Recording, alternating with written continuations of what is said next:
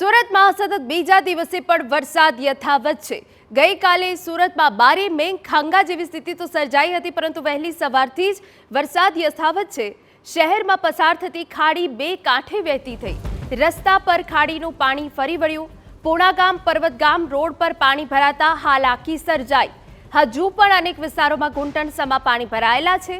પાલિકાની બેદરકારીના કારણે પાણી ભરાવાની સમસ્યા સર્જાઈ છે। મુખ્ય માર્ગો પર પાણી ભરાયેલા હોવાથી લોકોમાં રોષ પણ છે। અમારા સંવાદદાતા બળદેવ સુથાર વધુ વિગતે વાત કરવા જોડાયા છે। બળદેવ, 12 મે ખાંગા જેવી સ્થિતિ સુરતમાં સર્જાઈ છે, હાલ શું સ્થિતિ છે? જે રીતે સુરતની વાત કરીએ તો સુરતની અંદર ગઈકાલ રાત્રિથી સતત જે વરસાદ વરસી રહ્યો છે, જે કહી શકાય છે કે સુરતની અંદર છેલ્લા 24 કલાકની અંદર 14 ઇંચ જેટલો જે વરસાદ છે તે વરસ્યો છે અને છેલ્લા 2 કલાકની અંદર 4 ઇંચ જેટલો જે વરસાદ છે તે વરસી રહ્યો છે અને તેના કારણે તમામ જે શહેરના જે રોડ રસ્તા છે, નીચાણવાળા જે વિસ્તારો છે ત્યાં પાણી ભરાવાની જે સ્થિતિ છે તે સર્જાઈ રહી છે।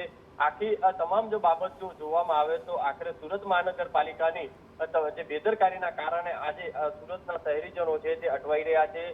હાલાકી સામનો કરવો પડી રહ્યો છે, કારણ કે જે રીતે વાત એક સાચી છે કે જે અણાધાર જે વરસાદ જે વરસ્યો છે, 14 ઇંચ જેટલો જે વરસાદ વરસવાના કારણે પાણી ભરાવાની સ્થિતિ છે તે ક્યાંક વ્યાજબી ગણાતી હોય છે, પણ જે રીતે મહાનગરપાલિકાની જે ક્યાંક ને ક્યાંક કામગીરી જે થતી થઈ હોય છે, કારણ કે જે મુખ્ય જે રોડો છે તેના જે ગટરના જે ઢાંકણા છે તે સમયસર ખોલવા જોઈએ, તે ખોલવામાં નતા આવ્યા અને તેના કારણે જે પાણીનો જે ભરાવો થયો હતો, અનેક સોસાયટીની અંદર જે પાણીનો જે ભરાવો થયો હતો અને અત્યારે પણ જે રીતે વહેલી સવારથી પણ સતત જે વરસાદ વરસી રહ્યો છે, ત્યારે સુરત શહેરના તમામ જે રોડ રસ્તા ઉપર ભારે ટ્રાફિકની જે સ્થિતિ છે તે સર્જાઈ છે।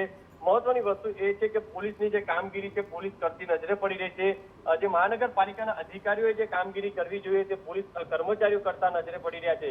મહત્વની વસ્તુ એ છે કે સુરત મહાનગરપાલિકાના મ્યુનિસિપલ કમિશનર ગઈકાલે આટલો મોટા પ્રમાણમાં જે વરસાદ વરસ્યો હતો, અનેક લોકો પાણીમાં ફસાયા હતા, છતાં પણ જે મહાનગરપાલિકાના જે મ્યુનિસિપલ કમિશનર છે તે એસી કેબિનમાં બેસીને જે મોનિટરિંગ કરી રહ્યા હતા। એટલે મહત્વની વસ્તુ છે કે અધિકારીઓ જો ને સૂચના આપવામાં આવતી હતી કે આ વિસ્તારની અંદર જવામાં આવે, તે કામગીરી કરવામાં આવે, પણ મહત્વની વસ્તુ એ છે કે જો પહેલેથી જ જો આ રીતે કામગીરી કરી હોત તો કદાચ આજે આ વરસાદના કારણે અનેક લોકો જે મુશ્કેલીમાં મુકાયા છે તેની અંદર થોડી રાહત અનુભવશે।